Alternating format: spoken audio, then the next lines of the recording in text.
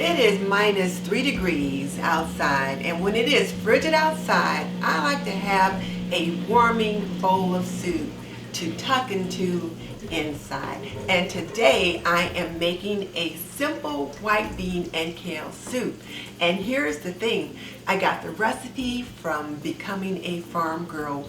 One of the things that she let us know is that squash is in season right now, and I just happen to have some on hand. And the nice thing about this soup is that it is a one-pot meal, and I'm doing a one-pot meal collaboration with Stephanie at Creatively MsMe and Miss Leona at Ebony, Ivy, and Thyme in the kitchen.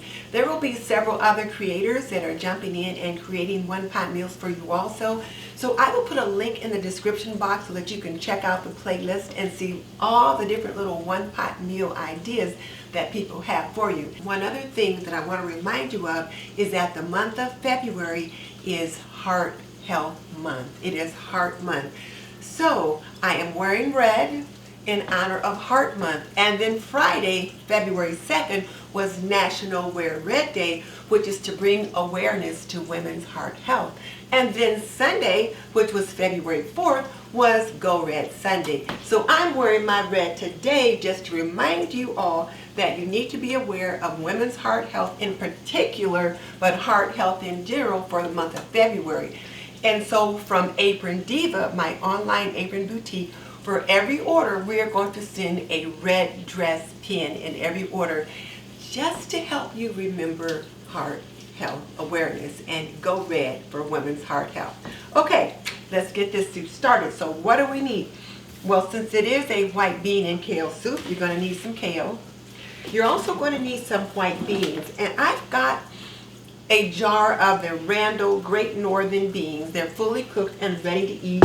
And we only need a quart, so I've already taken out a quart and put it in here just to portion it out. I will need to rinse them so that I can use them. We'll use an onion, squash, kale, and then various spices. Oh, and then the other thing that we'll be using is 4 cups of chicken or vegetable broth, and here I've got 4 cups of my vegetable broth. As a matter of fact, these are the last few cups of my vegetable broth. I think there's one other little container in the freezer, and it's just 2 cups in that. So I'm going to need to make some more vegetable broth today. But in the meantime, I'm going to go ahead and get the squash roasted and ready for the pot.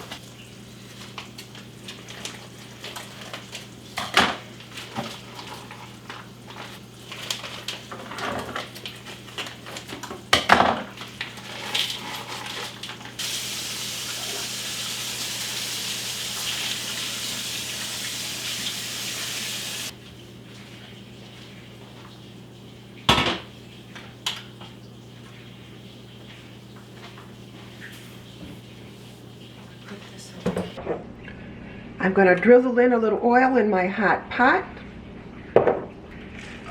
toss in my squash, and then I'm going to give the squash a good stir in the oil. I'll drizzle a little bit more oil on top.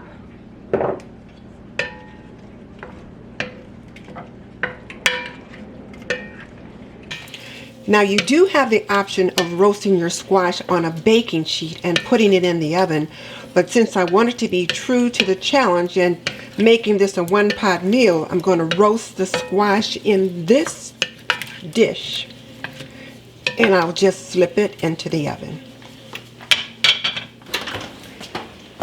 And let me apologize for the background noise, but the washer is running.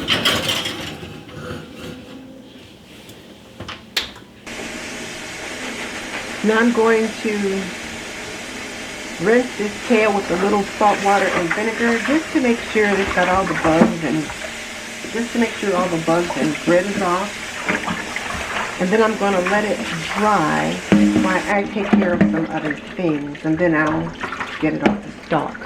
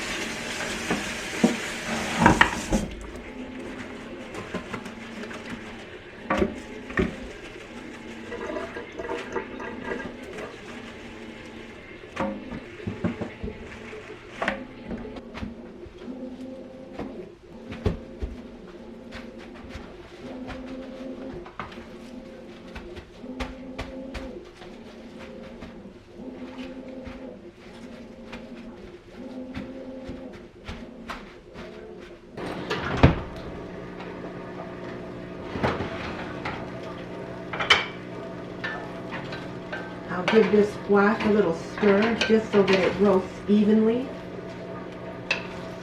Shouldn't take very long since it had been frozen. It's already somewhat tender.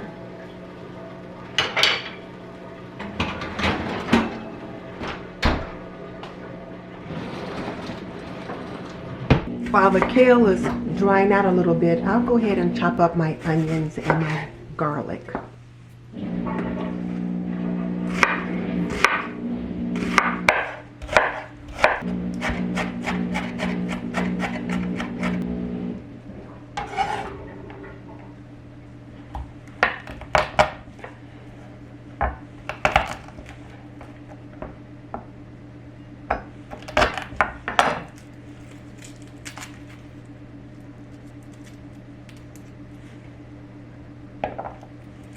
So now I'm going to mince up this garlic so that I have about 2 teaspoons of minced garlic.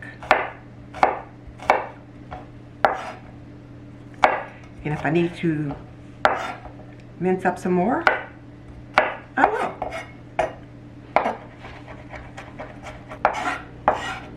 Looks like I'm going to have plenty.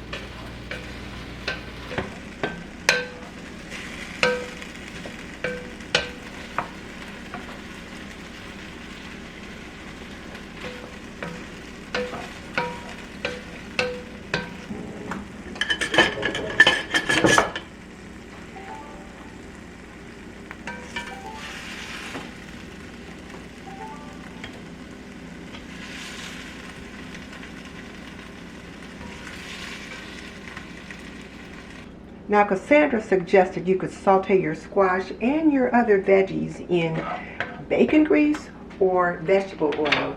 And since it is Heart Health Month, I'm going to use olive oil.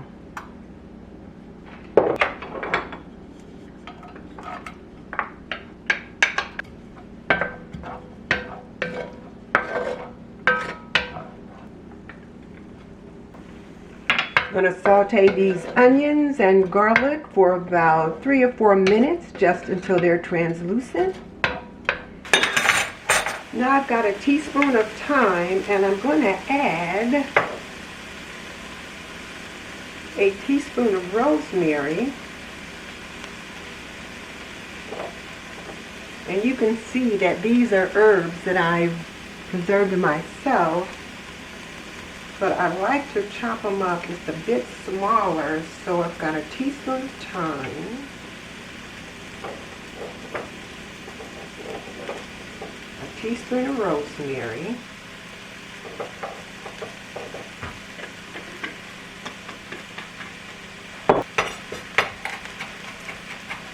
and I'm just going to chop them up just a little bit smaller. I'm going to turn down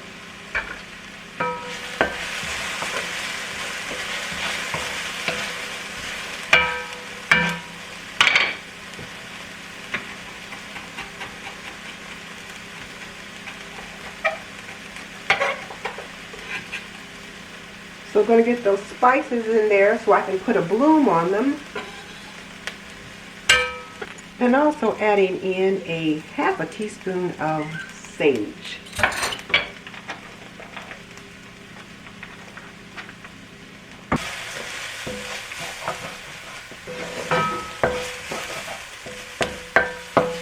Giving it a good stir, scraping up all the bits.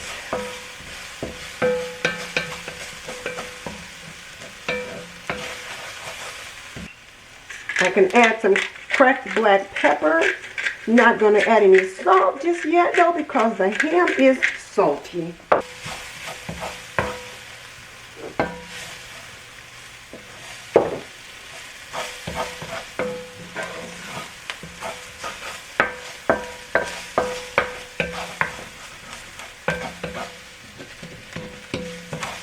Now I'm going to add my squash back in.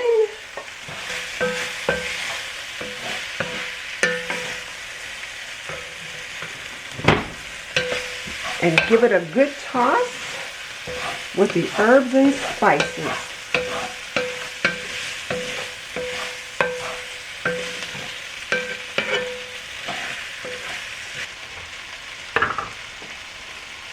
Now I'm going to pour in my vegetable broth.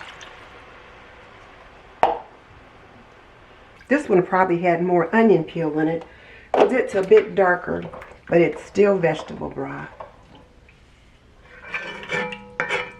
So now I'm going to bring this to a boil so all the flavors can just meld together.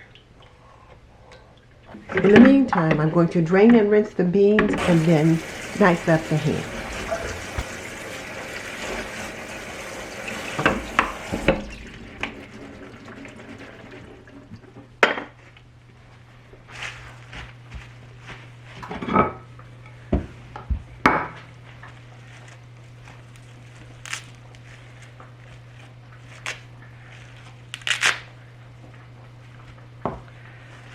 Now I'm going to strip the kale off of the stalk.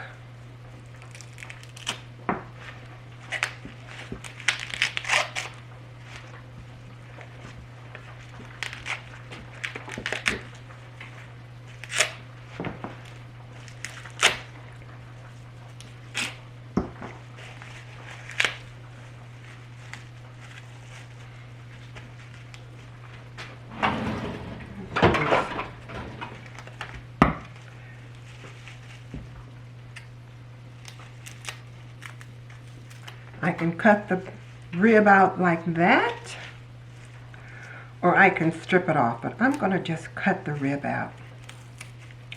That just makes it a little easier.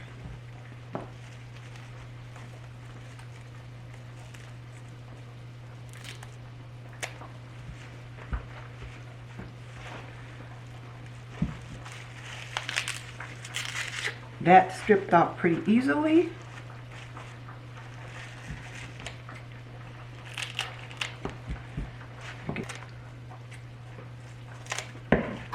Now I'll cut the kale up into bite-sized pieces. And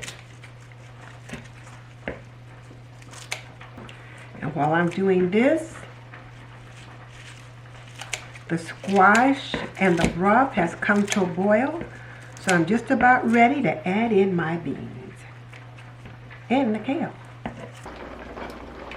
I'm going to reduce the heat and just let this simmer for a bit. About 10 minutes, just so all the flavors can meld together. Then I'm going to add my beans. Let's taste the broth. Now let's add the beans.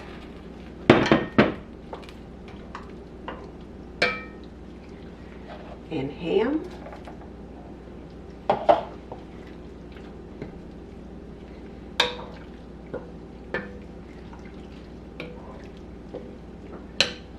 This looks pretty hearty. And the kale.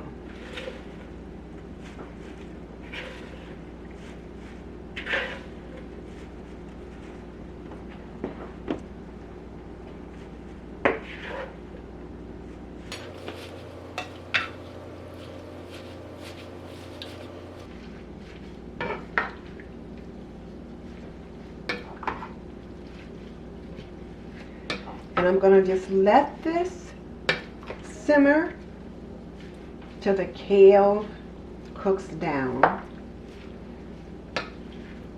and the ham warms up. Because the beans are already done. I just need to get the kale to tenderize.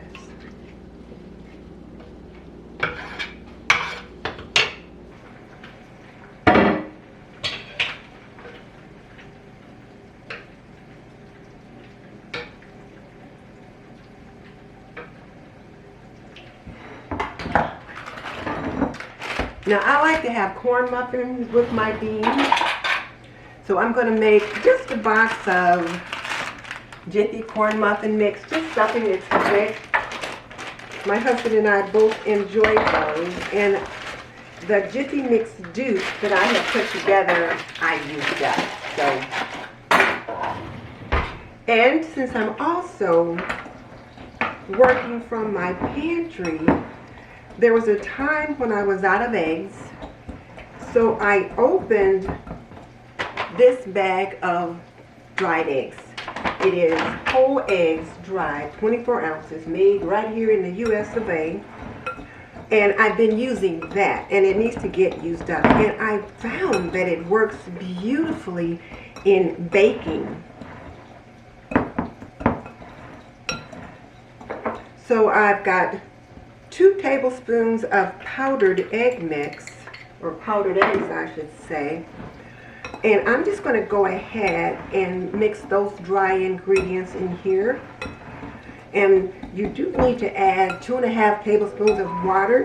And I've got the water there. And I could have gone ahead and mixed that up, but I found that it really works out pretty good if I go ahead and get the powdered eggs mixed up into the dry ingredients. And I usually use it for cornbread, something like that. And then I've got my milk and my water. So now I'll add the water. Stir that up just a little bit. And then, like I said, I'm also clearing out my fridge. And I've got a little bit of this yogurt left. So instead of milk, I'm going to add this non-fat Greek yogurt. And I've done this before, and it turned out beautifully. But I did need to add just a tad bit more water just to make sure that it wasn't too dry, because the yogurt's not quite as moist as milk. So I want to give it a good stir.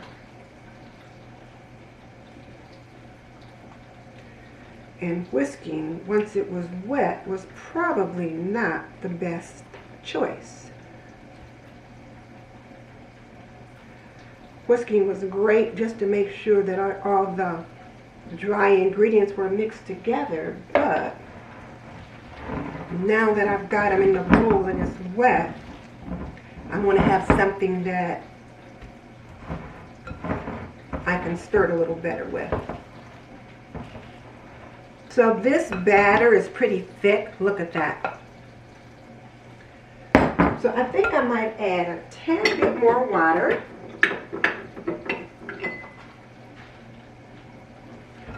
Just a little bit, just to thin it out a little bit, and then I'm going to let it sit while I oil my muffin tins. And so those of you that are experienced or seasoned probably already know you got to let your corn muffin mix sit, or your cornbread mix sit, before you fill your muffin tins.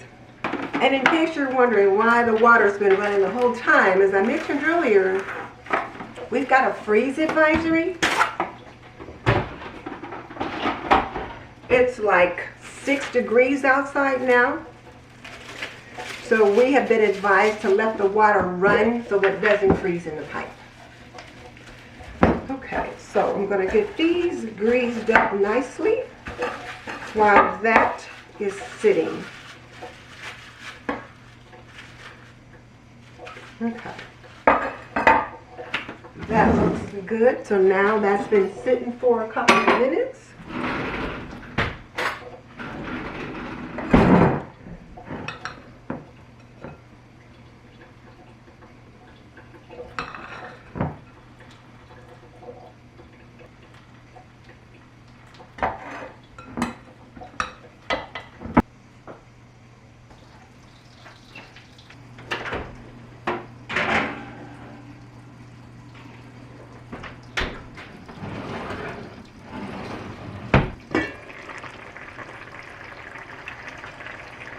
Oh, that's looking pretty good, pretty good. The kale has cooked down.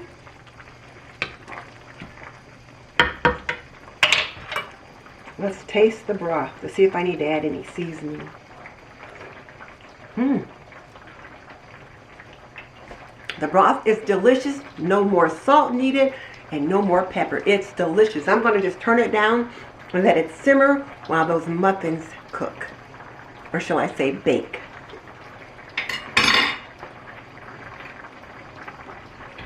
This has truly been a one-pot meal. I am so glad I found this recipe on Becoming a Farm Girl. I will link her channel to this recipe in the description box below. And I will also link the host, Stephanie at Creatively MsMe, and the co-host, Miss Leona at Ebony, Ivy, and Thyme in the Kitchen with Leona Dooley, so that you can check them out. And I'll also be sure and link the playlist. So I'm going to go ahead and get the table ready so that we can eat. Now while I'm waiting on those muffins to come out of the oven, I'm going to go ahead and get the broth started. And I have got a bag of carrot peelings, onion skins, some apple cores, and different things like that. Stuff that I normally would have pitched, but now I save.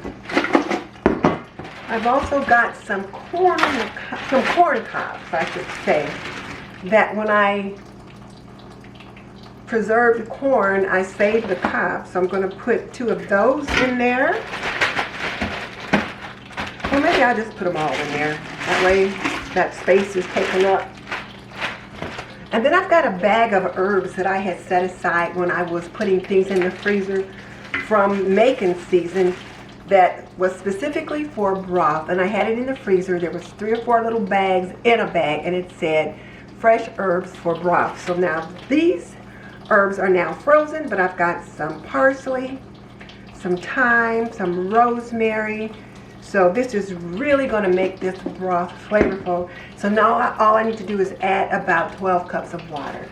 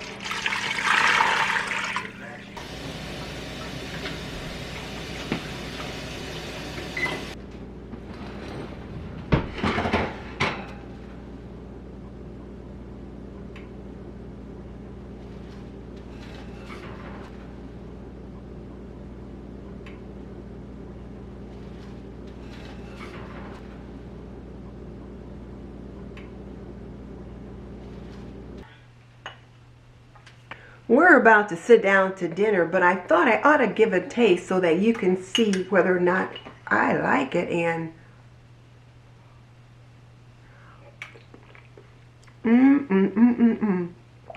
it's really delicious. And you know, I wouldn't have thought of this combination before. So thank you, Cassandra at Becoming a Farm Girl. It's delicious. Oh, let me show you the muffins. These muffins turned out beautifully. So that yogurt with that powdered egg. So as a bonus, I thought I would show you how I actually made the broth. And so this stock pot here is full of broth, and I'm going to get the veggies out of it and put them in here.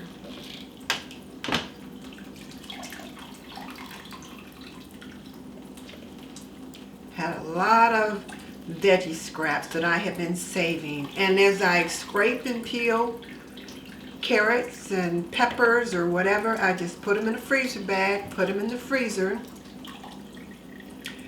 When I froze corn, and I took it off the cob so that I could freeze the kernels, I saved the corn cobs. And the sound of that water running is driving me crazy, but I've got to keep it going because we've got that freeze advisory. Right now it's -1 and it's expected to drop to -8 by morning. So not only is the water running, but we've got the doors to the cabinets standing open.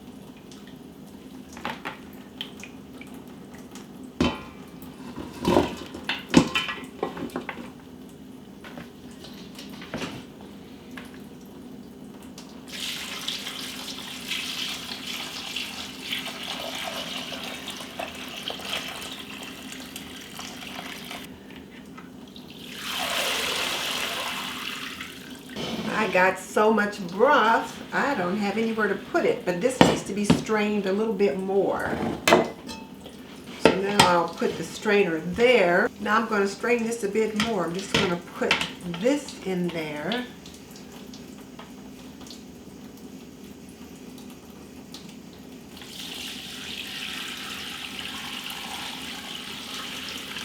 A really fine mesh strainer.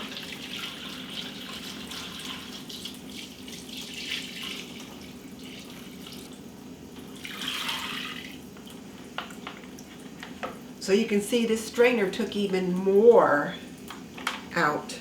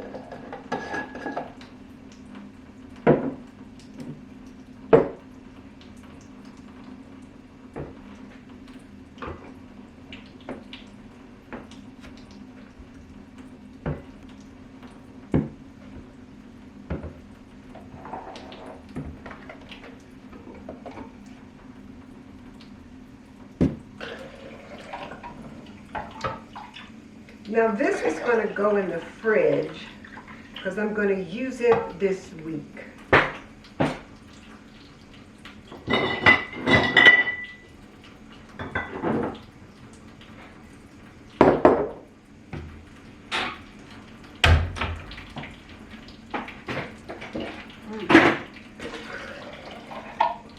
So as you can see, I've got quite a bit of vegetable broth here. I've got 2, 4, 6, 7 2-quart portions right here. Over here I've got 4 quarts. I'm going to put these quarts in the fridge and I'm going to use these this week. And if I'm seeing that after 3 or 4 days I've got a couple quarts left that I haven't used, I'll swap them out into another container and put them in the freezer. These are going in the freezer tonight. These are going into the fridge. So now let's give this broth a taste.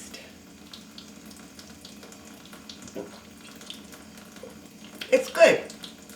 Nice and flavorful. It'll be great in soup, stew, whatever it is I need to put it in. So I've got some vegetable broth or vegetable stock for just pennies on the dollar. And I made it with scraps that you might have thrown away. So now I've got to get this mess cleaned up and then I'm done for the night. For more homemaking and homekeeping information, click the link on the screen and please sign up for my email list so that you can get access to my newsletter, The Homemaker's Journal, when it comes out each month. And don't forget to check out the playlist where you can visit each of the participants and see what one-pot meals they made for you. So go on over to Stephanie's, to Miss Leona's, and everybody else that's on the list. In the meantime, we're going to have dinner and I will see you next time.